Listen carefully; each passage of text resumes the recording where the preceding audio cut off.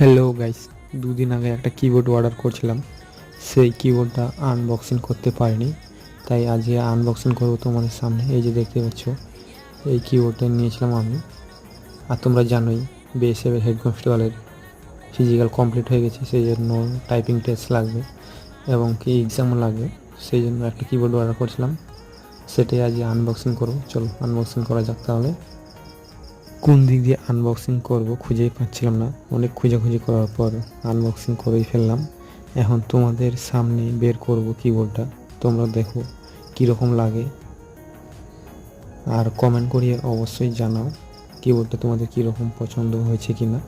আর তোমরা কে কে বিএসএফের হেড কনস্টেবলের জন্য প্রিপারেশন নিচ্ছ, রিটার্ন আর তোমার টাইপিং টেস্টের জন্য, কমেন্ট করে অবশ্যই জানাবে।